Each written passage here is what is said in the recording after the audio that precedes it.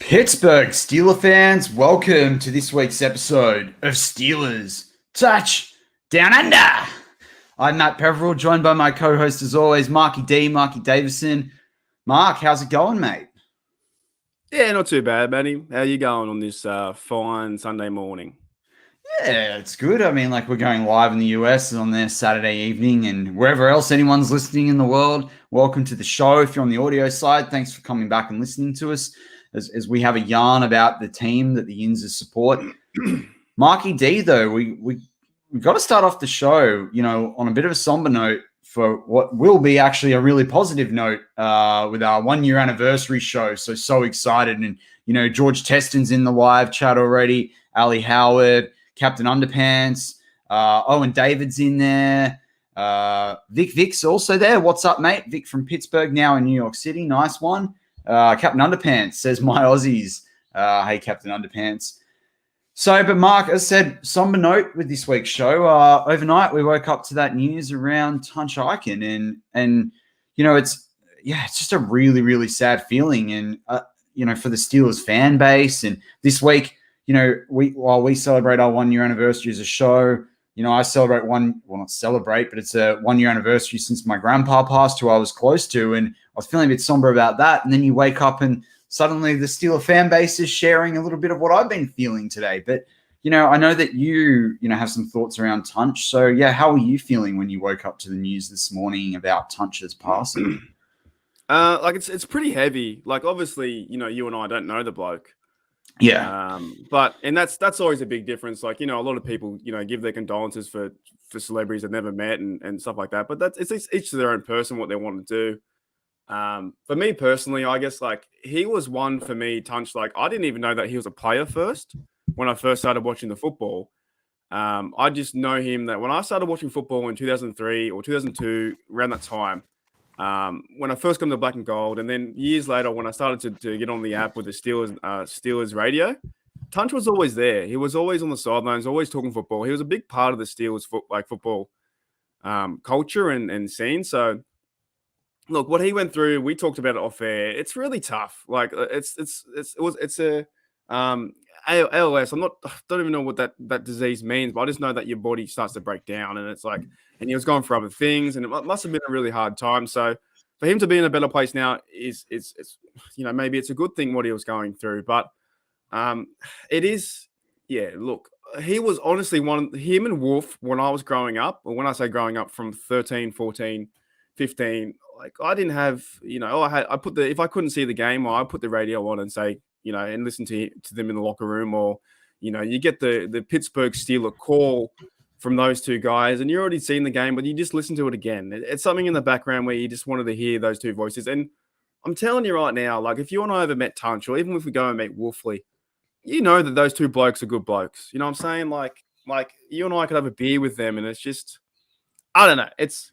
I'm not really good with, let's say, death. Or so I kind of, I don't know, I look the other way sometimes. But something today when you wake up and we're so far away in Australia, I think it can still hit you a little bit. I think we just have to pay a little bit of respect to Tunch for what he's done for this Steel organization and for all the fans wearing what we wear. And it's not just about the touchdown; it's about the culture around it. So he's just as big as a personality as Myron Cope with a towel. So shout out to Tunch and prayers to his family, because this is it's big news. It's something that happens, But you're right there. We are on the other side of the world, and you look at this, and for a lot of us, we didn't really get to see Tunch play or at all, really. It was before our time.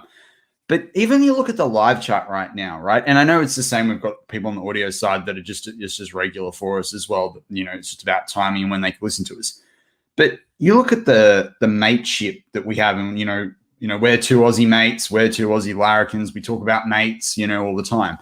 You meet mates wherever you are in the world. But even our live chat right now, people always, and it's across the whole BTSC family. People are saying, hey, how you going and what's up? And I know there's people, that before have had, have gone through issues like cancer or what have you, and other BTSC, hosts have known that, and we're supportive of that, and we celebrate together as a BTSC family when all of us do, different things individually that are great. And at the same time, we support each other when things aren't going, going so well.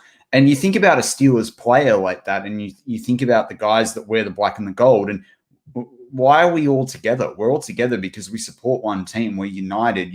The Steeler fans unite, the Steeler Nation.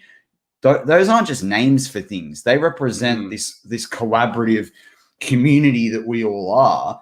And so when you lose someone that's an icon within that community, or that we've got that common and that shared experience with, might have a differing opinion on, a player or what have you, but we have that shared experience. We have that connection with each other. You feel a loss when that gets impacted. You feel that as a community. And, as you said there, Mark, for a lot of people, their experience at Tunch is, he was the voice that brought them games when they didn't have access. And it's different like a streaming world now. Like, and a good example, like this morning I woke up, I'm a Texas Longhorns fan. I want to watch the game. Now, the way the Americans slice and dice their sport, it was impossible to watch. Like, it literally was. I tried VPNs, the works. I could not get that game. So I had to listen to some of it on the radio. But if we have the power of technology in this day and age, and I mean, technology's been around for several hundreds of years, and, depending on how you frame technology. But I mean, in terms of streaming, we've had that for maybe a decade. Before that, all you had was the radio. And for some people as well, we talked about this it came up across some of the BTSC shows, and you and I talked about it with the Philadelphia Eagles game. Watching that on International Game Pass with those commentators was horrific. So you tune into the radio, and the voice that you get over that radio was Tunch, Tunch and Wolf. So, this is the thing. It's like, it does sort of hit people because there's a relationship there, even if you didn't have to see him play, even if you didn't, get to watch him play. So, it's a tough day for the Steelers community. That's it, Matty. Like, even just like with the radio, and for a lot of Australian fans and worldwide fans, and Owen David's from UK, and sometimes we put the radio on, and I maybe from years I probably didn't even know what the bloke looked like, Tunch looked like, or Wolfley. So you put turn the radio on. I think when I used to do it was I had to go into a browser, to the internet browser, and type in the Steelers.com, and then eventually the app came out, and I remember doing many things, cooking or whatever I'm cleaning or whatever I'm doing, and running around the house, or I'm in the car, and it's a sense of like comfort, I think, too, when you put that Steelers. Like, I know we have a great community here, but like the main aspect of Steelers radio, it's just something about it. Like, there was, when those two blokes were on there, Wolf and Tunch, and they're old school guys too. Like they just, I probably should go back and watch more film, because all they want to do was rough and tumble the person in front of them, and they love talking the O-line. That they had such a passion for the game. Tunch had a passion for the game that was outstanding. And it's a bit tough today. It feel like, I know it's our, we're gonna have a 1-year anniversary. Like, I'm so thankful to have this spot in this chair. Well, actually, it's my chair, so I guess I still have this spot. But you know what I'm saying? Like, it's a tough day, and I'm thankful for having my voice. And if I can live and learn anything from Tunch, and just talk passionately about the game, and then the rest will flow. Like, I don't know much about the skill sets, but I can talk passionately about it. And he definitely did that. Like, listening to him on the radio was just, he will be missed, man. Like, I don't know. I'm just a bit cut up today. It's hard. Yeah. Well, I mean, Buck Dancer, he says he remembers getting a Tunch autograph when he was a kid at a fan fest. I mean, you've looked at him straight in the face, Buck Dancer, as are probably many people in the live chat, or part of the BTSC community. But for you, that's something you feel like, that's, as I say. So it is a really sad day, and it's not great. But as Tunch probably would have said at times as well, the show must go on. So well, what's the one he says about Denver? Cancel your reservations or something. He says, I don't know what that one is, but I think you guys know what I'm talking about. That's one of the classic lines. When Big Ben fumbled the football or something. Cancel your reservations. Oh yeah. Yeah, it's a tough one. But was there anything else that stood out to you in the last week with the Steelers? Mark, it's been a weird. I feel like it's a bit of a weird time. Like, we had the announcement of the 53, then a bunch of guys on the practice squad. Somehow we kept Marcus Allen and UG3 and cut Quincy Roche. And I think everyone knows how much I love Quincy Roche, but I think they wanted him on the practice squad. Giants picked him up. All the rest of it, we got now Carl Joseph on the roster. That's another big piece. But yeah, what stood out to you for the week? Because we didn't really get to chat much. It's what I'm finding is that when's the last year that the Steelers brought in a lot of free agents, or like Melvin Ingram, the Showbits, those kind of guys? We have a really different roster, don't we? At the moment, I bet half our teams, all the O line's different. A lot of the defensive guys are different. We talk about the cornerback coming in too. I seem like are we vying for a Super Bowl championship, bringing all these players in? And we still haven't signed TJ yet, but I just think there's a lot of players coming in. And who's that guy, Carl Joseph? He's on the practice squad, but he was a Raiders first-round pick. He's in the practice squad now. So, well, he's on the team now too. He's been bumped up. So he got bumped up. There you go. Yeah, he got bumped up. Yeah. I mean, Tomlin's loved him for a long time. I think this I was talking about this on one of the other BTSC podcasts, and it's true. Like, you hear Tomlin talk about him a lot. I think he's going to be a really versatile piece. Obviously, he came for that visit in the offseason as well before he decided to sign back with the Raiders. But as you say, there's a lot of additions here. And to me, I'm still hoping they'd make a play for Mitchell Schwartz, the right tackle that, was playing for the Chiefs and didn't get re-signed. I think he's probably waiting for someone to get injured and getting a fat contract. But, still got a bit of money. Obviously, we had the trade for Arkello Witherspoon in the last 24 hours as well, which is quite a complicated trade. I think it's a 5th-round pick, but then our 5th round goes with it because it's a compensatory pick. The Steelers are trading away a lot of draft picks next year. This is a guy as well, or as Chris Collingsworth would say, now here's a guy. But this is a guy that's like 6'2", 6'3", depending on where you look at his measurements. He's a guy that ran out, I think he did like a combine 4.45. He's someone that obviously plays on the outside. He's not the slot piece, so that means Sutton's going to probably go back there. Apparently he can play pretty well when he's on fire. I looked at some of the quarterback ratings that he allows, and they look good. But then on film, I think Jeffrey Benedict's already started doing the analysis that I saw in the Slack channel, and there are times he just misses things and misses tackles. And so it's really hard. Like, I don't think we really know what we're going to get out of this guy. It's a weird trade. It's sort of a funny feeling because, we don't have any football this weekend. We've come off the back of 4 preseason games. We've got football next weekend. It kind of just, it's like, I wouldn't want to call it calm before the storm, but it just sort of feels out of cycle at the moment. It's a weird low, isn't it, right now? We have 8 more days till the Bills game, and we hope that they're ready to play the Bills. And I think because we had preseason football, like you said, we have that 1 week gap now, and then we have the NFL coming up. But on the same, I think with Witherspoon, though, I don't, like, he's just a guy to me that just comes in the side with more depth. I don't expect him to go out there and get 8 interceptions or go crazy and do some of those kind of things. I still think that he can the new fresh faces like Ingram or Showbit. Those are the guys I'm looking forward to make the impact, not a 4th string cornerback or 3rd string. But there's obviously a role for him, and we have to trust this organization, as we have been doing for last 20 years. And I do. This is if it's a player that needs to be there, sure. Bring in Joseph for the safety. I trust him. I really do with his defense. And it is a funny feeling, isn't it? In this, like, we have 5 days until the Cowboys Bucks game on Thursday, and then we have ours on the Sunday. So yeah, it's a different. I think Captain Underpants brings up salary cap. So, yeah, this is an interesting one with the salary cap at the moment. Over the cap projects it at just over 12 or 11.5 million. I think it's technically slightly more at the moment, though. Spot Track has it set at $14.8 million that's available. But there's a few things here, like who they've brought off the practice squad. I think over the caps might have factored already in the trade that we made. So there are a few things here. And also both websites, Spot Track hasn't accounted for some parts of people's deals, and I think it was over the cap that didn't have Trey Turner's voidable years in there. So I think we're sitting around about that 12-ish million mark. So when with TJ signing as well, the big things to look out for are the number of years and whether they're kind of incorporating this year as being like he'll pretty much get paid more than what he's currently on, which is like just over $10 million. And then you'll have the situation where what he gets this year is pretty much his prorated bonus and, guaranteed money over the course of his contract. So what you want to look out for, as I said, is the years and the guaranteed money. That's the more important thing with TJ this year, or whether it's considered a deal on top of the 10 million he gets this year. But the point of doing it now before the start of the season is, one, obviously you want to really focus TJ throughout the season. You don't want him holding out. So that's why it's going to get done.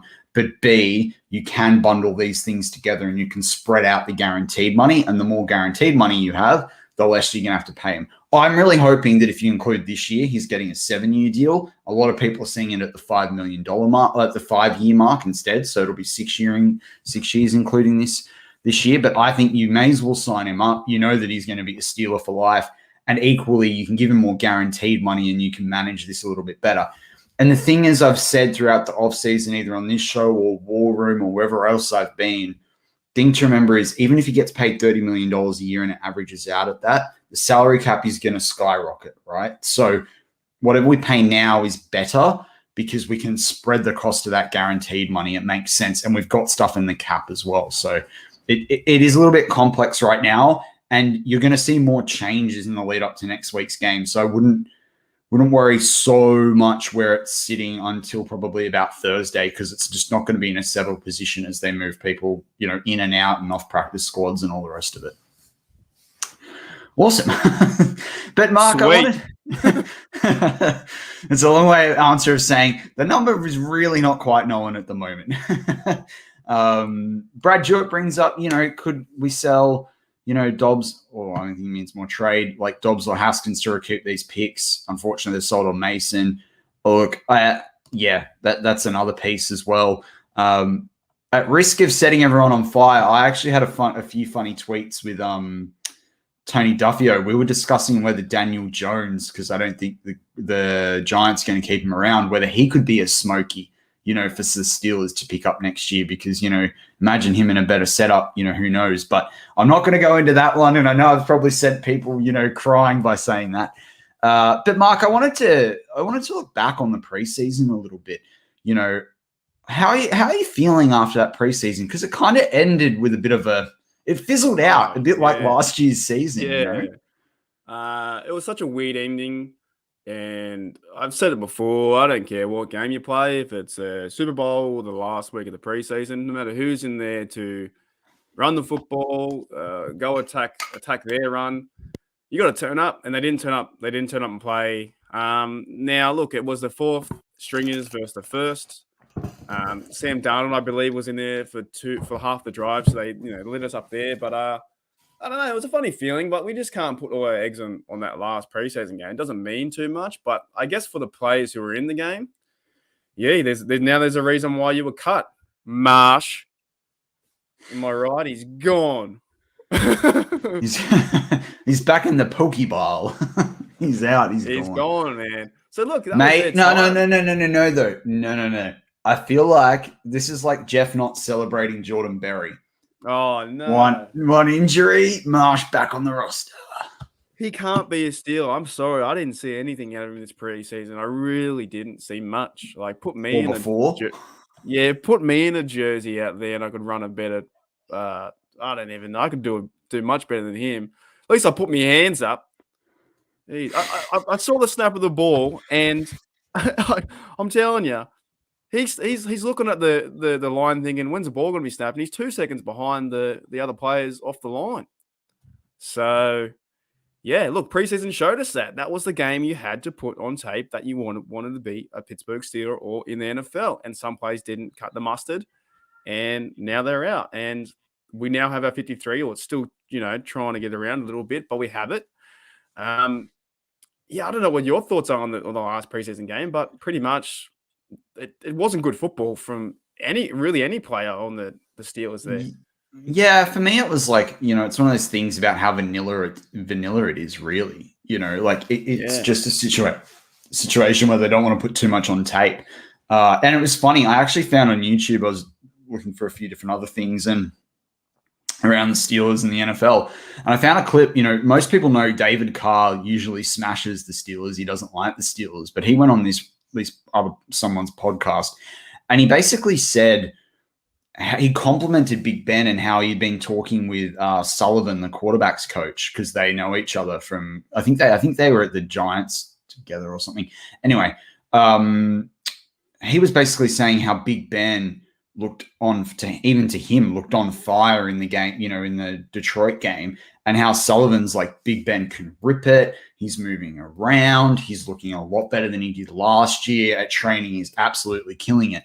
So I feel like add the Canada offense in, add Najee Harris in, add Freeman, things that we've said basically since the draft, and you could be actually like really, really positive on this. And, it's sort of funny because like Owen David said, did you see David Carr predict the Raiders to win the Super Bowl? Yeah. But I mean, he doesn't like the Steelers. So for him to sit there and he was genuine. You can tell when people are being genuine about something, particularly with their facial expression. He was literally like, Big Ben looks good. So for me, like it's hard with this preseason because I was disappointed. The thing that I was disappointed in is guys like Shakur Brown, Mark Gilbert couldn't quite secure the spot. Like there were some guys in the rookies, and you know how much I love the draft and what have you. Obviously Rochade couldn't beat out Jameer Jones. I just wanted a few more people to step up, and that might have made me feel a little bit better. It's not that I'm feeling down on the season, but it's just. I mean, that's the preseason, though. Like, it doesn't even matter if you win the 4 games. Is that right? What Buck Dancer says here? The funniest thing about David Carr is when they refer to him as, is he a Super Bowl champion? That's a joke. That can't be right. Yeah, he did because he backed up. Didn't he back up Eli Manning? I thought he backed up Eli Manning at the Giants. You know what I love, though? I love, like, for my 2 cents, I love when these quarterbacks get in the media. There's another guy on that NFL live show. I can't remember his name. Orlovsky. That Dan Orlovsky. Yeah. I can't stand him. And he was a terrible quarterback. And he's trying to tell me and my quarterbacks that we're terrible. I know. Or if you pass here on this route, mate, you were terrible. Like, some of these guys are awful as quarterbacks. And here they are sitting in the seat in the Golden Throne telling who's going to win what. That's funny, Buck. Like, that's real funny. David Carr was just a guy. He was just a guy that threw the football into. The only thing I'll say in fairness to David Carr, because I don't like a lot of his takes, but man, he got brutalized by the Houston Texans. Like that was bad.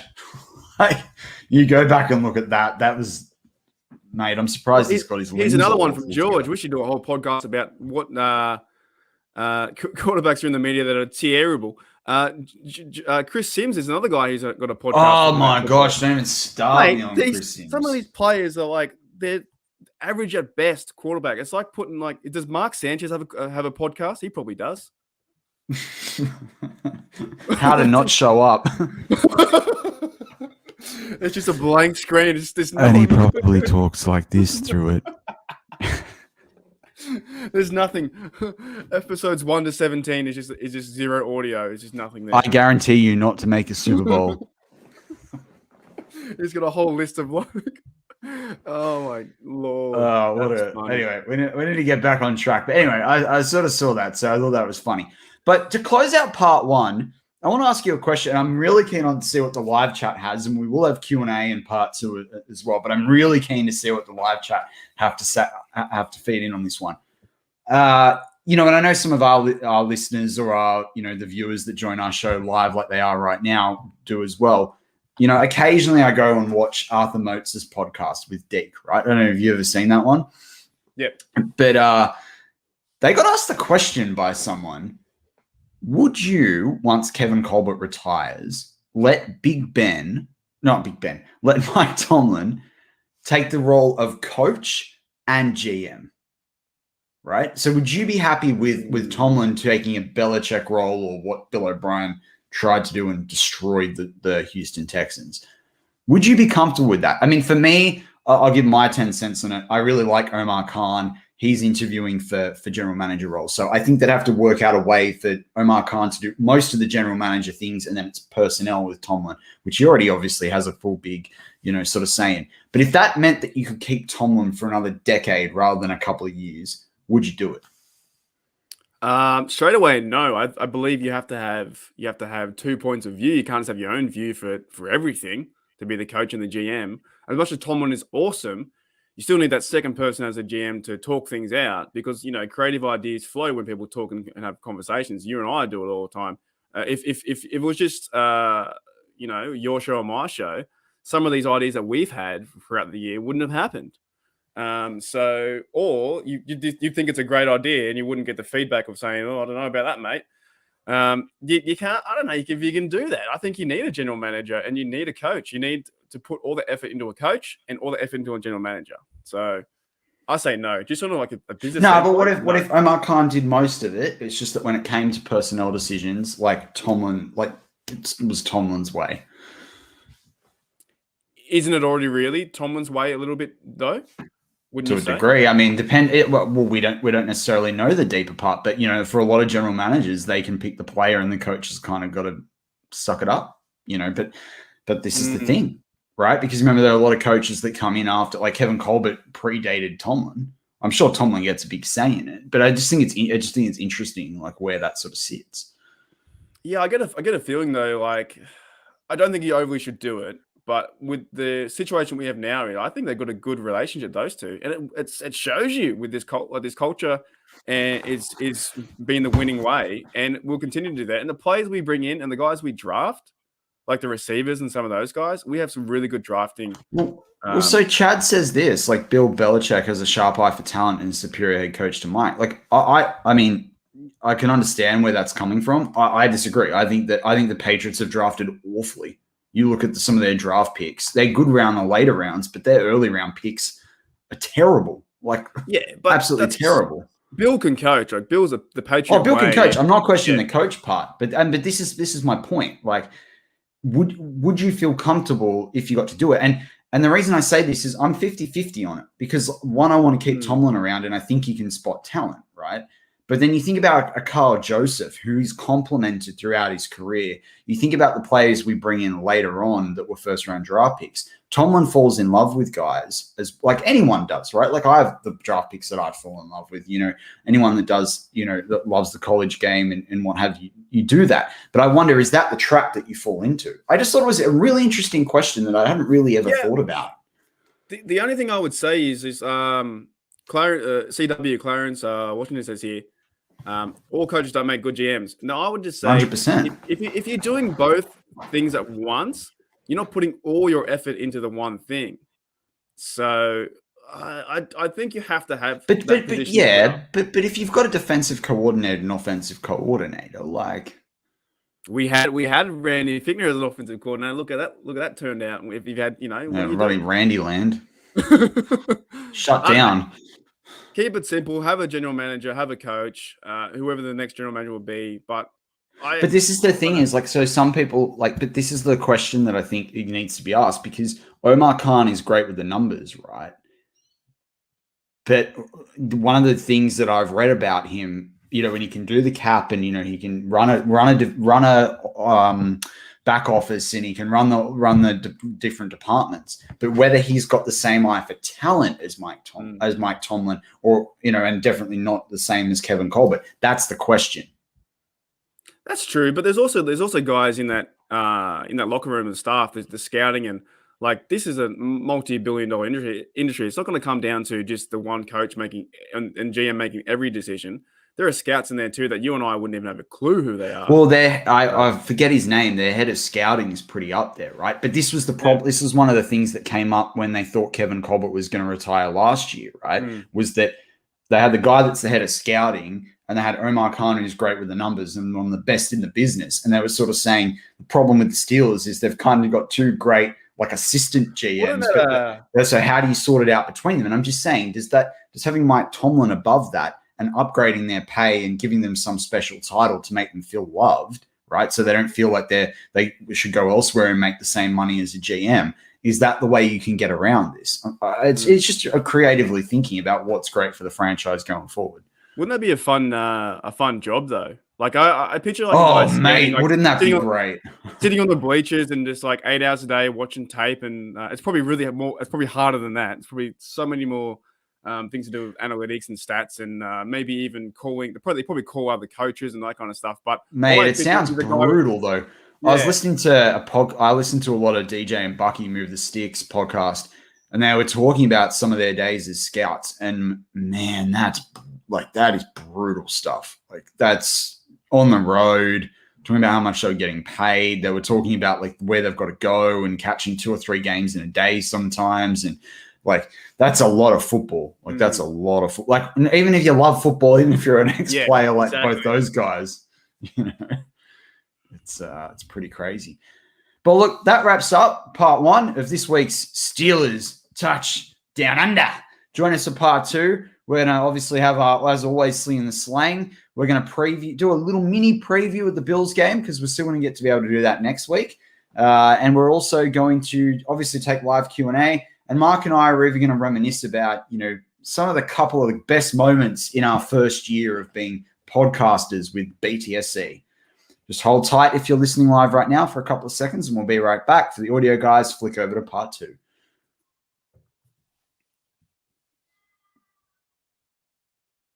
And we're back on Steelers Touch Down Under. Down Under. Sorry, Mark. I had to do that. I missed the end of last week. You know, someone said that we sounded like an old drunk Australian woman. I don't know about that. I can sometimes. I've had a few bourbons or a few beers, but Down Under is going to stick. Down Under. That's the way we do it here, Down Under. So yeah, deal with it. All right, let's move on to Slinging the Slang. Slinging the Slang. Well, as we always like to say, just as Big Ben likes to sling the rock, we like to sling the slang on Steelers Touchdown Under. This is the moment where we get to talk Aussie. Mark, what have you got for the listeners this week? Just going to give one more shout out to our mate Tunch. I'm thinking when I saw the news today, straight away the Slinging the Slang came to my head is the Aussie slang, true blue. You know, it's pretty much saying like a true blue guy or true blue bloke or an Aussie is just a guy that's a stand-up guy. Like we all know someone who's true blue. He's just, you know, he's all for their country, their family. He's just that guy in the locker room or in your life. And I would say, like, not knowing Tunch at all, but through the radio, Tunch was true blue. He's just that guy, man. So that's my second shout out to him, and honestly it fits today for him. Well, it's funny, like, because you think about True Blue. That was the song they played that at like Steve Irwin's funeral. Remember that? They played that in the thing. Yeah, so it's very Aussie. I forgot who sings that song. John Williamson. Right, who's like he does all the songs for like the Wallabies games and stuff like that. He's like top notch. Owen David says Flamin' Galah. Flamin' Galah. I love that one. It's with an H. It's with an H. But a galah's a bird, and it's said by a character on one of our TV shows, Alf Stewart. So, funny one there. So mine is a yarn, right? So I think we did this in one of our original podcasts, but we've got a lot of fans and BTSC listeners that join us as of since we've been on the YouTube side of things. So I don't think we've covered it. But a yarn is basically a very long conversation, right? So, for us each week, Steelers Touchdown Under is definitely a yarn. And it was one of my granddad's, the one that's anniversary was this week of his passing. It was his favorite word. And he'd always say, he'd love our yarns, and he'd tell people about how he and I'd always have a yarn. And, in his last few months when he was in hospital, he'd say things to the nurses like, leave me alone. I've got to have a yarn with my grandson. And so, I love the word, and, it's something I miss. I really miss having a yarn with him, and I think about it a lot. But then it's funny, I had this, Mark. Remember, I sent you the title for this week's show that I was thinking of, a couple of days ago. And then I wake up and we lose Tunch, who most Steelers fans know because they listen to him have a yarn every time the Steelers play football. And, I'm really sorry that had to be the case. Everyone, feeling the same thing of the same sort of feelings that I've been feeling this week.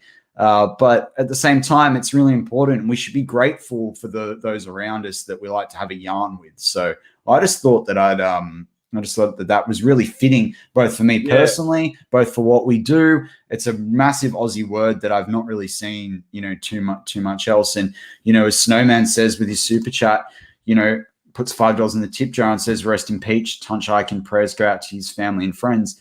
Exactly. And, we dedicate this yarn to Tunch and, you know, all those other lost Steelers or lost family members that might have been Steeler fans. Yeah, that's it. A good yarn too can also, you know, it can be timeless. Like you can have a good yarn with your grandfather or someone you meet at the pub, and or you know, actually, I met a bloke overseas in Canada. I had a good yarn with him, right? And I'm the kind of guy I'll talk to anyone as long as you're a good person, and I'll figure you out. And actually, you probably figure me out too. But I started talking to this bloke, and he was an older guy, about 70 or 80 or something like that. Yeah. And I was two tables away from him, right? And then near about 5 minutes in, I said, stuff this. I'm going to just go. I said, mate, do you mind if I sit with you and have dinner with you? He said, sure. And then we started talking. And the best thing about this yarn was I was trying to listen about his stories and what he had been doing traveling. But the funniest thing to me, and it still stands to this day, I kid you not, he was more excited to hear about my stories. Yeah. Coming from Australia and being a young bloke coming overseas. But for me, I wanted to hear about where he'd gone to Germany, to England, to wherever. But he wouldn't tell me. He kept telling me, nah, don't worry about me. What are you doing? Where are you coming to? And I said to him, I'm going to Banff in Canada. And he said, oh, that's God's country out that way. So that was a really good conversation. And these are things that you know don't happen if you don't ask someone or talk to him. But he was a friendly fella. And the yarn went on, but it was so intriguing. I would probably get that to do with Tunch as well. And he would be a bloke that he's more caring about what you think about your life than his life. And that's what I got. The other thing that I think you hit the nail on the head with a yarn is a yarn doesn't have to go for an hour, you know, and our podcast every week is a yarn because it's, you know, Mark and I try and address this. Yes, you know, we want this to be as best quality as possible, but we also try and bring you guys in of what we'd sit there and talk about it. You know, the crux of what we talk about if we sat there at the pub having a chat about something, right? Like that's the vibe we like to bring, because this kicked off with being, you know, it would go live on a Friday afternoon, Friday evening, and you know, we'd record it on our Friday evening, the day, like kind of, you know, or Thursday evening, 24, 48 hours before. So we were already really in that vibe. But, you know, when we talk about a yarn, you know, you might have a 5-minute yarn, but your yarn is about a deeper conversation. A yarn is about going beyond just small talk or, you know, a couple of sentences. So, you know, don't think that a yarn needs to be for an hour or what have you, but it's a yarn is, you know, I always sort of had to think about this before we did the definition, and yeah, you can Google a definition of it. But to me, a yarn is about a connection with someone. A yarn's about a connection in a conversation. I think it's, yeah, you're exactly right. I think it's where you leave with something. And this bloke in Canada, I can't remember his name, but he still puts that impression on me to bring it up till this day. So when you leave that conversation with something better than that you went in with, that's definitely what the yarn would exist. And it's that Aussie spirit as well. It's not just talking about, we love talking about the weather. We say, how cold is it, or how good your day, or this kind of stuff. Or you just walk randomly past someone, cold, isn't it? And they're like, I guess so. Yeah, it's fantastic that, and this is all, you know, it's all Steeler. I was probably wearing a Steeler jersey in that bar, but yeah, it's great, honestly. Well, but that's it. Like I remember sitting in the airport in, where were we coming back from? Might have been Dallas when we were over there in States last trip. It was one of the final flights we were making to get home, or might have been even LA airport. And I had the Steelers. I had my Steelers hoodie on, and we were sitting there at the bar, and someone started talking to us, you know, and that sort of thing, like they do, you know, when you're an Aussie anywhere in a sports bar. But like, it was just really funny. Like it was just this, you know, immediately a deeping meaningful. I saw what you brought up. I'm going to bring it up too. Yeah. So firstly, Evgeny Crosby says, "We love you, Tunch. She was tougher than a woodpecker's lips." I love that phrase. I haven't heard it. I get what it means. I'm going to use it going forward. But Buck Dancer says, "I hated this show last year, but now it's my favorite." You know what? I cut you off there, Matty, but that's a bit rich. Come on, Buck. What are you doing to us, mate? No, you know what? Like, you know, sometimes a palate needs to develop. You know, there's a lot of things I hate that I like now, right? Yeah. So, you know, and also, you know, what I think about that, Mark, is that's probably like you know what it is? It's like the player that you bring in as a late draft pick, and then they develop. So in the first part of the preseason, you think they're crap, and then they develop, you know, in their first season, and now they're doing well. Like think about. I remember I said to you this week when we were chatting, I was like, I feel like we're like Alex Highsmith, right? And I know this sounds like we're giving ourselves rap, but you know how high I was on Alex Highsmith last year, and we've talked about that a bunch. But now we're ready for a big second year, you know? Second year, mate. I reckon That's it. that's just funny. That's so funny. It is true though. You got to be. Look, I'm an honest person. I reckon you're an honest person too. You got to be honest, and that's what the good connection we have. But that's funny. I hated the show. Fair enough. But now it's my favorite. That's all right. Well, I always say you can only hate that which you love. That's so good. So that's in a reverse. Richard McKinney says he's listening to us while watching Mizzou State and Oklahoma State. Interesting. I'd be interested to know the score of that game, actually. I've got a big multi-bet on for all the calls. Yeah, so do I. I've got one. Oh, do you? How many legs have you got? 15, mate. See how it goes. goes. I had 15, and then I submitted it 1 minute too late, so it's back to 12, and I lost like half the odds. It wasn't really. That's okay. If you get 12, I'll be happy for you. It's so hard to pick. Yeah. Look, I pretty much had to pick mostly favorites, but anyway, is what it is. But look, before we crack into a couple more things, I want to crack into some anniversary moments for us, of the podcast. But we're obviously going to get to preview the Bills game next week too. But just quickly, right now, as it stands today, who are two Steelers players that you're looking to really step up in this first game against the Bills week 1, which we know is so important for the Steelers to win? A lot of people are counting them out. If we can win that game, we automatically obviously start the season well, but we start to take the pressure off of trying to get the wins to make the wild card and to win the AFC North. Najee. That's my guy. I want to see him get 100 yards, 2 touchdowns, kick a field goal. Let's go.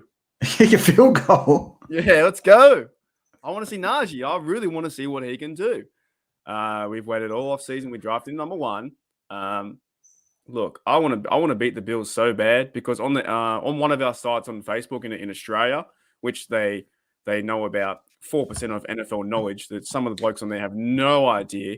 There's a lot of Bills fans in there, and they all think they're going to win it. They all think they're going to win every single game, and they're going to win the Super Bowl. So I would love nothing more to have a Steelers win 1-0 in Bills territory. Najee turns up. Najee hopefully has a big game, and he's going to play the whole game too. So that's very interesting to see him play the whole game. And then on the defense, I want to see Melvin Ingram go crazy. Even though it's first game, hear me out, Matty. Hear me out. It's first game, but he's a veteran. He's been playing a long time. And if he's going to go back up behind Highsmith or TJ or wherever he plays, I think he's that special guy that you don't have to count on to do some crazy things. But if he does, that the Steelers are playing well because they're resting other players like TJ and like Highsmith. So, Melvin will be fun to watch, and Najee will be so fun to watch. If he can score 2 touchdowns and get 90 yards plus. Oof. Well, this is interesting because Buck Dancer brings up James Pierre and Chris Wormley. So I think that's an interesting piece with Tuitt out, right? Do we see, obviously Chris Wormley will fill the role, right? And obviously for those that are listening to an audio, you didn't see me do the quotation marks with my fingers. But I wonder whether Melvin Ingram plays a little bit more in that defensive end role, particularly when they're in sub packages. Do they play... they talked about this a little bit when you look through some of the players the Steelers picked up through the draft. Yes, we're definitely a 3-4 team, but could we open up with some 4-3 packages? And I'm really interested in that when you think about the size of TJ, you think about Melvin Ingram, you can still have Alex Highsmith there. You look at some of the guys that we've got with Hayward as well, Alualu and Loudermilk. I just wonder, though, whether you could see a little bit of that because – and Steelers Pittsburgh was brought up in the chat. Ingram might play since TJ Watt hasn't played much. TJ Watt is trained up. He'll be going out there. They'll be once the Steelers give him that money, they'll be getting their money's worth from him. Let me tell you. But I think it's a really interesting point you make there though around Ingram because is it where he's relieving the snaps and do we start understanding what that looks like, or is it taking the pressure off a guy like a Wormley? So I really like that. I really like that pick. For me, I want to see Devin Bush. I think the first couple of quarters are going to be really hard. But when I think about what Josh Allen will do, I think if we can do our best to shut down, Diggs, I think what Bush does in the middle of the field will be really important. How do he and Schobert find their rhythm?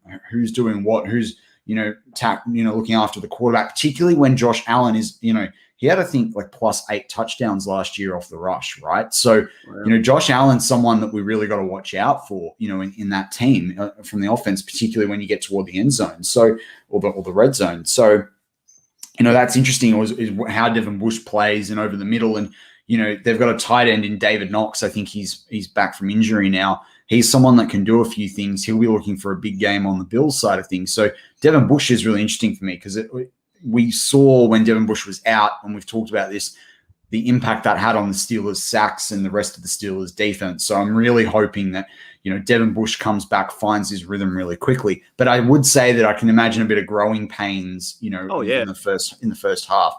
The other guy for me is Pat Freiermuth, right? Now, I wanted to say Najee, but I think everyone's sort of cognizant of the fact that our number one draft pick, who is a running back, needs to play well.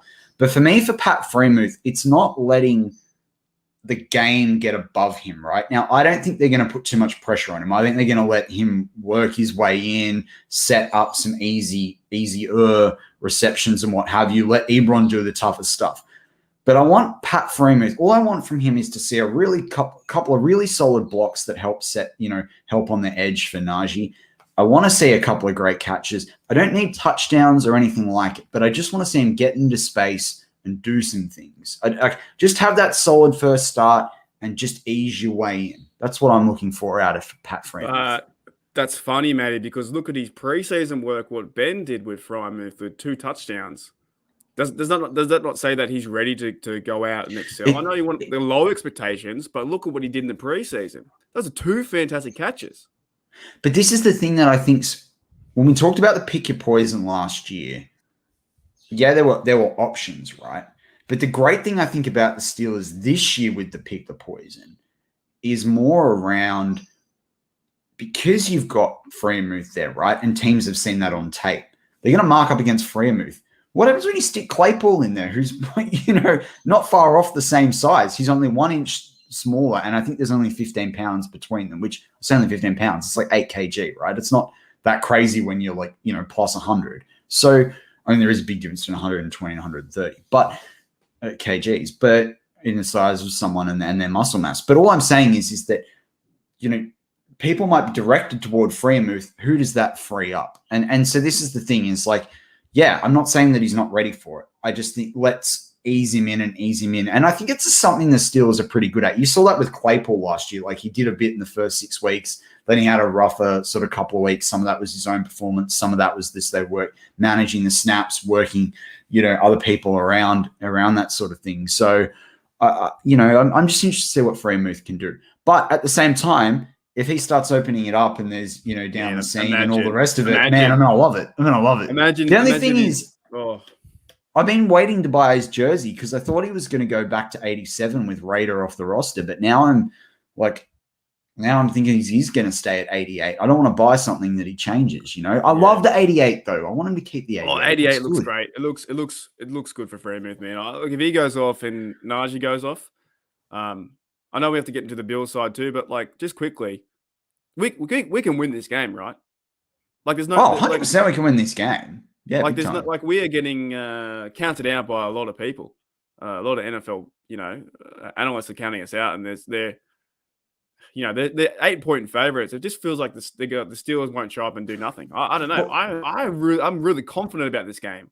Well, we both like a bet, right?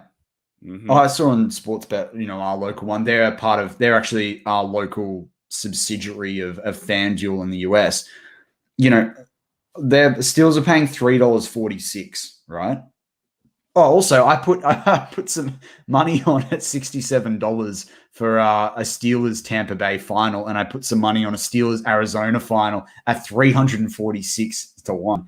But anyway, the Steelers are paying $3.46, interestingly enough, against the Bills.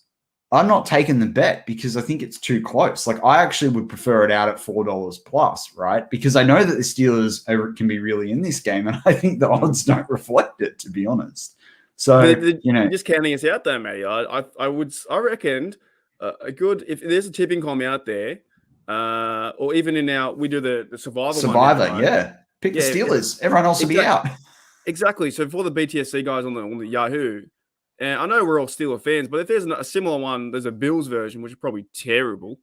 They're probably picking the Bills to win, and I just don't see it. I don't see how we're counted out to we're going to lose, and that it should be a more of an even game. I think that the taste in our mouth from last year, from losing that game versus the Browns, and they're saying we haven't got an offensive line. They're saying we can't run the football. Some of the analysts don't even know who the receivers are. Some of the I looked up, watched the preview on the NFL.com, and it doesn't really go into anything. It just talks about stats. It doesn't go into what how they're playing or the injuries and stuff like that. It just says that the Bills were better at this, and the Steelers had a lesser run rate. So I think we have a chance to shoot. We could beat them by 3 or 4 points, something like that. Yeah, and well, this is it. And this is like, I'm pretty much sticking to my game prediction of 27-23 Steelers, right? But when I think about the two players, and I would love to hear your two players for the Bills, the two players for me that are important, right? Because I think this game, we know that Stephon Diggs is going to be a headache. We know they've got guys like Devin Singletary in the backfield that are going to be a headache, and Zach Moss and the rest of it, right? We know Allen's going to be a headache for the Steelers. So for me, it's about outscoring them. I think we often talk about the defenses and shutting people down. Sometimes you just got to be able to score some points, right? Because if you can score points, you can take the pressure off your defense. And so for me, it's the two guys we need to watch out for are like Tremaine Edmonds, Terrell Edmonds' brother. You just took mine. Well, we can talk about him. And Ed Oliver, though, at the defensive tackle, because Ed Oliver needs to show up after his high draft status. And they've got a couple of other pass rushers. They got Gregory Rousseau and stuff like that out of this draft who might show up. But for me, and everyone will talk about Tre'Davious White, and everyone will talk about Micah Hyde and Poyer and all the rest of it in the secondary. But to me, it's this middle of the field. It's can they shut down the run? Because you talk about Najee on the offensive side of the football. We talk about, backing that up with Ballage. We talk about things like jet sweeps. We talk about things like Canada's pre-snap motion. Well, I'm interested to see, can the Bills stop us? Because Josh Allen's just signed this massive contract. Everyone expects the world of Diggs. Put them under pressure. Put some points up and go, you know what? Let's do it, Josh Allen. You want to be a gunslinger? Like, fight it out with Big Ben, the original. It's kind of this old, can you fight against, the Steelers sort of, hate to use this word, but like cowboy, like we're the old school gunslinger here. I'm the meanest guy in the West, like Big Ben's Clint Eastwood kind of thing. And, who's this hot shot coming in to face him? I love it. This is like the Gran Torino game. Have you seen that movie? Oh, yeah. What's he say? Go ahead, make my day. Listen, I love the point about you said the run game up the middle. So you have the guys on the outside, all the hot shots, Poyer, Hyde, the cornerbacks, right? That middle of the field is going to be very important, I think, even for our mate Fryermuth. And the run game, exactly. If they can run up the guts and get those important, more than 2 yards, but I want to see a 6-yard push, and then it's a 2nd and 4, 2nd and 3. This whole game is changed. Because then you can start to do some other things with the offense. And I think this run game, if the run game can hold the football, then look, Josh Allen has a hard task. He has a very hard task to beat the Steelers at home. It's not a pushover game at all. So my guy was going to be shut down Diggs. Going to be very hard to do. Diggs is a great receiver, and you took the other bloke was Tremaine Edmonds in the middle of the field. If they can exploit him on the run or exploit him in the passing game with the Fryermuth and the tight end and stuff like that, or get the guards and the blockers on him so Najee can run free. It's more of an even game. So don't count us out just yet. Well, and that's interesting because you bring up Mark Tobin in the live chat says, I don't see it with our secondary and O-line trying to beat a playoff team on the road right off the bat. It's a tall task, and I don't see us winning this game. I understand that sentiment. But if I've got Dan Moore, Dotson, and Kendrick Green, who I almost put down instead of Freiermuth, right? But I wanted to talk about Freiermuth as well. I didn't want to miss out on that. Mate, they could put there's a funny saying that I've always grown up with around physical and contact sport, which is if you set the tempo early, particularly against bigger teams or teams that are expected to do better, you put it up in their face and you show them really quickly. Well, who's boss, they buckle under the pressure. People don't expect you. If you can step up to the fight for someone that's, not the someone that's expected to win, someone's expected to beat you, that's big and physical, you immediately set the tempo. Some people, they got to either come to the party or they back away. And 9 times out of 10, people back away. And I just think Dan Moore, Kendrick Green, with Dotson on that side of that Bills defense, I don't think they're going to know what's hit him. And when you add into that Canada pre-snap motion, I'm sorry, I just think this is the great thing about this game, and usually as Steelers fans, we're in this boat with other teams. This is that exactly. I'm having a mental blank on the word, but you know what I mean. This is a game that they should win, but that they could lose. This is what's the word? I'm having a mental blank. No idea. Me too. I'm getting too excited. But it's exactly what you said. It's the tempo. Exactly trap game. It's a trap game. It's a trap game. That's the one. Same thing happened General Akbar. It's a trap. Last year with the Browns, and the tempo for us, we're like, oh, we've got this. We're going to win. If the Bills go into this game saying we've got this, we're going to win, it's going to be very tough. If they do win, very tough game. Like you said, if we have the tempo and we can really show up for the game, which we haven't been doing in a lot of these games. No, actually, it's the games that we think we're going to win, we don't turn up. The ones like this that they count us out, then we tend to show up. So yeah, I'm keen to see what they can do. Like, imagine if that state, like, I want to hear, the fans back in the stands, Matty, but I don't want to hear a sound in Buffalo. I want to hear Niagara Falls, which is about 40 kilometers away or 40 miles away. Like, I want to hear that. I don't want to hear any Bills fan. I don't want to hear cracking tables. I don't want to hear that. I just want to Najee run down there and get a touchdown and go 7-0. Here we go. TJ, sack. Let's go. Like, this is like, does the game start tomorrow? Oh, my God. That's great. Yeah, look, and it's got a question about like their offensive line. They got a pretty decent offensive line, and Spencer Brown, who they added through the draft, he could be quite an interesting tackle. But I reckon we can put him under pressure really early. Like, Brad Jewett says it's not a trap game. A trap's probably not the right word I'm looking for, but it is in a way a trap game. Everyone thinks they're going to win. Mm-hmm. I don't care if they know who they are. If the Steelers show up and beat them at home, this puts pressure on them. This is a team that a lot of people have as a lock for the AFC Championship game, if not the Super Bowl, right? And they've got a good roster. They've got a good team. Like, I think the Bills will do really well. But if the Steelers rock up away week 1 with all the change that they've had in this roster, everyone's starting to jump back on the Big Ben train now, right? But I'm sorry, most pundits, mainstream NFL media have sat there and bagged him for the last 8 months or whatever it is. You can't sit there now and say, oh, Big Ben looks good now. No, you thought he was terrible. He's not. He's going to show up. You got it wrong. You tell them, Matty. You tell those blokes and ladies. You go out there and email them and let them know. Let them know 2 Aussie blokes that we're coming, all right? We got this game. We know what's going on. But Brad Jewett says it's a 5-star matchup, and I do agree. It's absolutely going to be a 5-star matchup. And it will show you, even if we do lose, right, it will show you where this team is currently pegged. And, it might say the Steelers, hey, you need to make a roster move. Like, remember we brought in Minka, right, when it was clear that we're going to have a problem. And that was regardless of Big Ben's injury or not. So it's pretty interesting.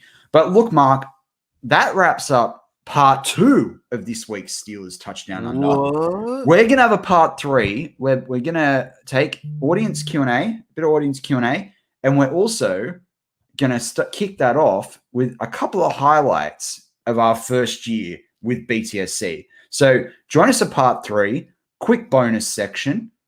If you're on the audio side, flick over to part 3. This is a little bit of like the after party show that happens in, as well. This is a bit of that with Marky D and Matty P. So join us for part 3 in just a couple of seconds.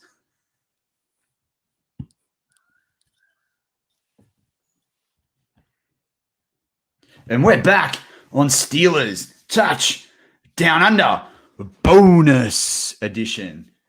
I'm Matt Peverell with my co-host, as always, Marky Davison, who's got the snapback on top of his coach's helmet. I think he's got it the wrong way round, but that's all right. We'll work with that. I'm ready for the after party. Let's go. So, Marky D, I'm going to throw it to you. I've got a couple of memories, from our first year of doing BTSC and Steelers Touch Down Under. But I want to hear one of your funny memories. The most recent one I think was when you said to we were talking about Boswell and I talked about with Gentry, just put Gentry in the end zone and put his hands up and then just throw the ball exactly into his hands, like it's a vice grip and get us a touchdown because he's 8 feet tall. But then you said, well, we don't need him to do that. We if we haven't got the goalposts working or someone's using them. I believe you said that Gentry uses his arms as goalposts and that Boswell. They have a great connection because he just uses his arms for a field goal post. And I just thought that was funny. I thought that was hilarious looking back at it. But I tell you, my memory goes away. You probably have more. Once we start talking about it, you probably have more memories than I do. But that one was just funny. And then I believe in that, looking back at the tape, or if we look back in the film room, it was funny because I believe you said that Gentry was one of those inflatable excitable guys at the car lots, like the hey, whoa.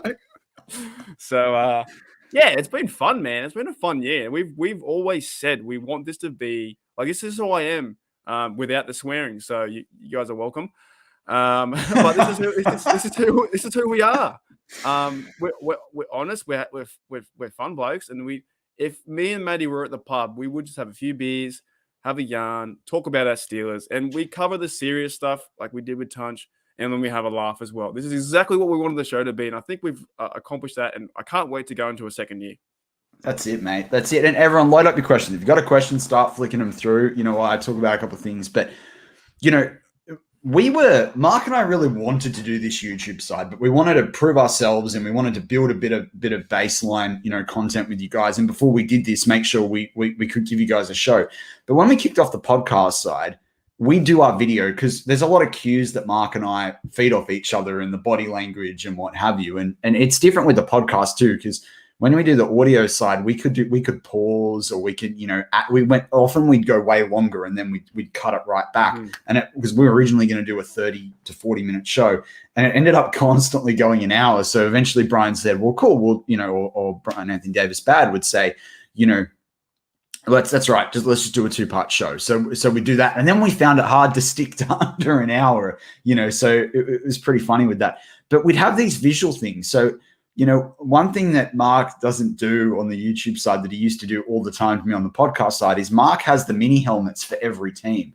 And he'd sit there and he'd wait till I get really deep and focused talking about numbers, and he'll bring them up and he'd start dancing them across the screen. And I can't tell you when I went back to cut a couple of things, mistakes on my part of the audio, how many times that was because, and I've got some of the, I've got to go through them. But, I've got so he's doing it now. He'll just bring something random up in the screen, or he'd wave his terrible towel, or he'd do something silly. And so there's some funny moments that we've sort of got with that one. But I think one of my funniest moments was about, 2 or 3 months ago. And I had to keep the straight face with this, Mark. But we were talking about the prediction of the record. And you go, so you give me the record. I think it was 10-6 or something, or 11-5. And I was like, yeah, but what about the 17th game? And you were like, 17th game? I'd only factored in my record for 16 games. I don't know, Matty, you've thrown me. It was a really funny moment. No, it kind of caught me off guard, because then I was like, definitely there's 17 games, right, this season. I'm trying to Google and scramble at it. It was really, really good. So who was that? Yeah. Who was that? There was one lady.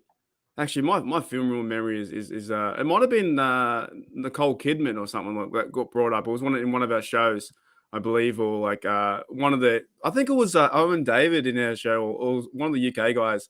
Who's? No, it was Kylie Minogue. It was Kylie Minogue. Yeah. Looking back at that, no one cares about Kylie Minogue. It's true. No one does care about Kylie Minogue. So we do when you guys ask the strangest questions and it gets our natural reaction. That's what I really enjoy about this. And the football talk or Aussie talk or whatever it is. It's the live chat keeps this thing going, and the questions come in, and it's just really fun for us. So yeah, those are the highlights. And then there's the what the hell 5. Your reaction to that was great.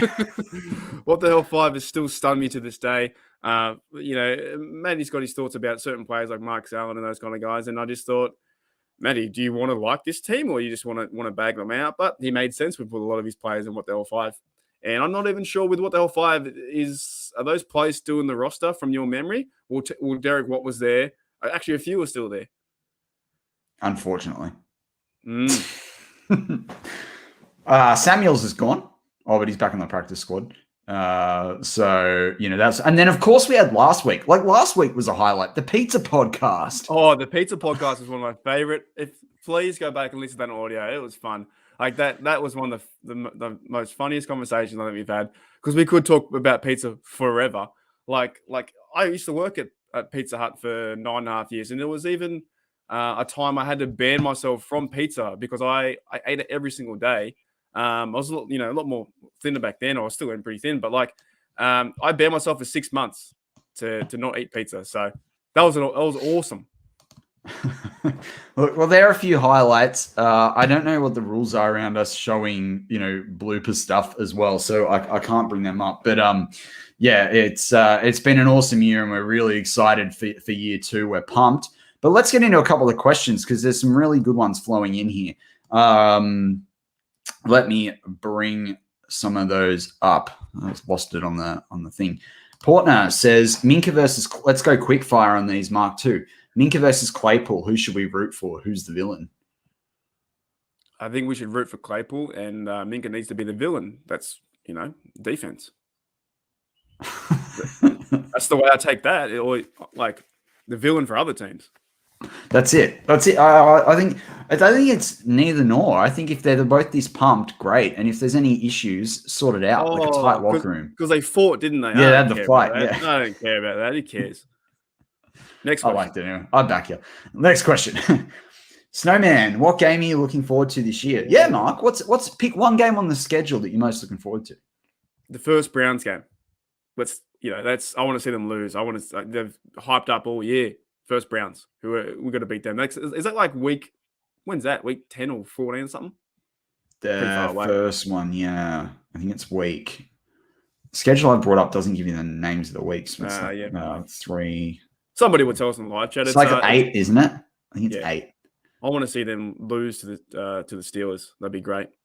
Well, I'm looking forward to the Titans at home field. Like, I was kind of looking forward to Minnesota in the thing. I think Ben will go nuts in Minnesota. But yeah, I'm now really looking forward to that Titans game. I think that's going to be awesome. That's going to be a real judge of like where the Steelers are kind of sitting. What record do you see the same finishing at? I know more than 10 games. I think it's still 11-5-1. I could see a draw happening in one of these games, or 11-6. So I think the Steelers can get to 11 wins. I'd say 12. What's 12-5, which is weird to say. More games now. Look, they can lose 5 and we can win 12. It's a hard schedule, but no idea how you got a draw in there. Jeez, that'd be hard to pick. 12. Maybe that Bengals game that I have them losing might be a draw. 0-0. No, I'd be like 20-24 or something. Rich says, what are your opinions on Aussie Chris Hemsworth? He's a ledge. He's all right. I've got is he the one? Is Hemsworth? Is he the one in the? Is he the Guardians of the Galaxy or something like that? Yeah, he's in Thor. He's Thor. Yeah. Is he Thor? Yeah, he's okay. I don't know. I don't rate his brother. I don't think his brother's a very good actor. He used to be on Home and Away, didn't he? Yeah. Home and Away. Yeah, huh? It's. I don't know. Line him up as fullback. He'd be a good tight end. He'd be able to be a good tight end. Yeah, he's or H-back. H-back. But, Chris Hemsworth's not as tall as you think he is. I think he's only 6'2". Anyway. Maybe it's the movies, man. The movie gets you. That's it, mate. It's all about the angles. Do you think the running backs rotation will change by the first game? Ooh. Well, McFarland's on the injury list, isn't he? So okay, wait, that's a hard question because do we know what the rotation is now? CW is trying to trick us up here. We don't. Ask us that question next week. Do we know what?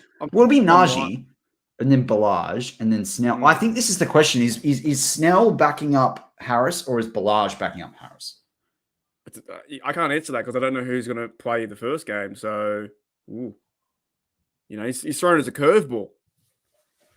I think like the gut says that Snell, but I think Balaj has earned it. That's how I'm seeing that one. George Teston, do you think TJ will hold out if he doesn't get paid? He's going to get. No. I think he's going to get paid. I don't think there's an issue there. I think I don't Mark see and I him- will wake up tomorrow morning and there'll be a contract potentially. Yeah, I don't see him holding out. I think they will sign him. It's for the betterment of the team and for the betterment of himself, really. So no. Michael O'Malley, g'day, had pizza for dinner. Oh man. I'm having burgers tonight. I'm making homemade burgers. I can't wait for that. Yeah, they are tasty. And I'm going to say that's funny. Like, I think they were talking about burgers. Bad was talking about egg on burgers. Was that when you were on the show last week? Yeah, on 2 a.m.? that was when I was on. We've been putting egg on burgers since like I told 1910 him, or mate. something. It's the Aussie burger. It's beef, egg, like beetroot, but they call it radish. I think it's like the purple radish over But there. you say beetroot, whereas I say we say it differently. It's funny. I hate beetroot on burger. I hate beetroot. Yeah, you pronounce it T. It's beetroot. It's I told you, man, I'm the bogan capital of the world. But I don't like it. It's terrible. I love pineapple on burgers. Anyway, we could do a whole burger podcast. We're not going to do that. Chat says more pizza talk. What is Michael O'Malley? Yeah. Brad Jewett says Mink is a Hall of Famer already. Owen David, man from the UK. With Witherspoon traded, Steelers in win now for Big Ben mode, giving up all the draft capital. I kind of think I think the Steelers are always in win mode now, but I think, or win now mode, I should say. But I think Schobert definitely proved that. I don't know about Witherspoon. I don't know. I want to be excited about Witherspoon, but I don't know. I'm just not sure. We brought in a lot of players this year, and I think we always said this is the year, but it really is. It's coming close to Big Ben's last few journeys. So, and we have a good offense. We'll have a good offensive line. The running game will be better than 2 yards. So, yeah, bring them in, mate. Let's have our Steelers, and they're 53. It's still changing a little bit, but this is the time. This is the hardest schedule we've had in a long time. I don't see how we, play a few games and see where the team sits. But yeah, they've got a chance. Port says if the BTSC crew flew over to Sydney and needed a place to crash, who would you let on your couch and who would you refer to a hostel? Nobody to the hostel in King's Cross. That place is a dump. Don't go there. That is worse than Sapphire's, place out at where the training camp. Beehive. Yeah, the Beehive. Nah, mate. King's Cross is terrible. I've been there twice when I was younger, and it's like, it's a good time, but it's really a bad time when you think about it. It's not the best out there. But who would you invite to stay with you, and who wouldn't? Who would I invite to stay on? And who would you be like get a hotel?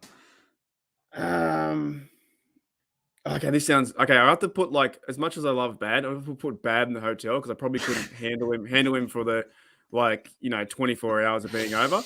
But I could kind of say maybe even Jeff or Tony that could just come over and do their own thing. They would have a conversation for about Which Jeff? Hartman. Jeff, they'd have a conversation and then next minute they're like, oh, okay, Mark, I'm going to bed. I'll see you tomorrow morning. But I think with Bad, we'd get up to too much mischief or we'd reminisce about Steelers too much. I'd get into the drinks and he'd get into the sodas and we just talk too much. So I think having Bad just come into the pub for lunch would be all right. But having him at your house, he'd probably, I don't know, we'd have a bit too much fun. Sometimes you need to go to sleep. Nice. So who would you bring over to your house? And that's a good question. And house and to your to the hotel, but not the King's Cross hotel, like a nice hotel. Look, all I'm going to say is the standard is the standard, and I won't. We don't comment on things of that nature. Yeah, fair enough. And George says here, well, that's true. And Bad says this all the time. Bad won't pee on your couch. That's true. I just think I can talk for Steelers forever, and I think Bad can as well. And then we would just go down memory lane or I don't know. Do you know that my one was similar? I reckon I would hang out with Dave till the cows come home, right? I would hang out with him forever. But the problem is we would get talking about things and stats and Star Wars and so many things that it would be like you and Bad, right? I just think it would be I wouldn't sleep for 3 days. That'd be the problem. Clarence says, what position do you think they might still bring in? See, I would have said cornerback, but I still kind of think they could, even with this move that they've made. But it's probably more if they're going to do anything, it may be someone on the offensive line. I'm sticking by what I said. I'm sticking to my guns. I still think the fourth string running back for this roster is sitting somewhere else right now. I think or even the third one. I think they're going to move that around, particularly if Snell does back up, as per your earlier question, Clarence. If Snell does back up Najee in the first game and does nothing, I think they'll look to get better depth there. Evan says, just beat the Browns. They're getting overhyped after that playoff win. Agree. They seem to have forgotten like 20 years of history. Like, 100%. Please remember. And then I think we'll wrap it up with Michael O'Malley's. I read an article about this being the first losing season for Tomlin. What's your take? It's not going to happen. No. It's. I just don't see it in this team. Like, I know we're biased. We're both biased. We're both Steelers fans. We love our team, but look, you've got Big Ben, you've got Najee, you've got the defense. If they go 6 and what is it, 6-11? Oh, gee, that's going to be an awful season, or even 5. Like, they're not like the Washington football team. They're not like the Detroit Lions. They're not like the Bengals or those kind of guys or the Jets. They just got losing in their culture. Or the Jags went 1 and whatever. I just don't see it. I think that they're very competitive, and they could go 9 and 8. Is it 9 and 8? Yeah. Well, they might go.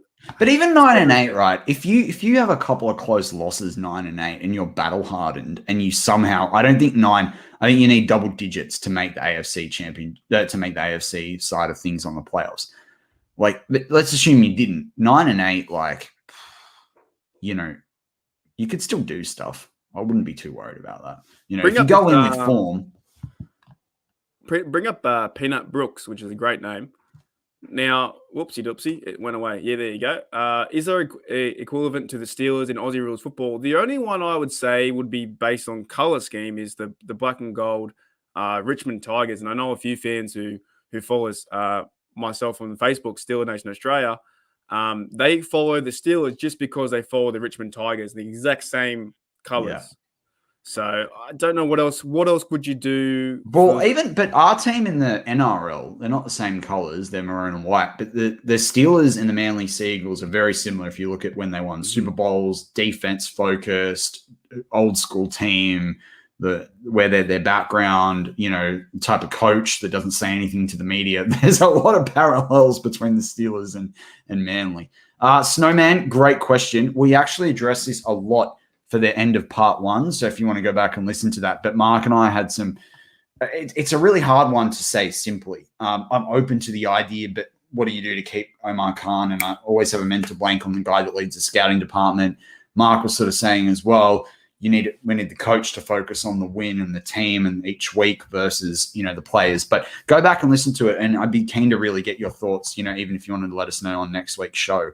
But with that wraps up part 3, a special bonus part of this week's Steelers Touch Down Under. Hang on. One more, Matty. We have an interception. Calling a timeout. Daniel H. $1.99. That's about $7 Australian. Will the Steelers beat the Bills? Yes. All right, continue, Matty. As always, Mark. Yeah, here we go, Steelers. I'll give you another. I need to give you another go. Offense, false start. All right, I'm ready. As always, Mark. Go Steelers.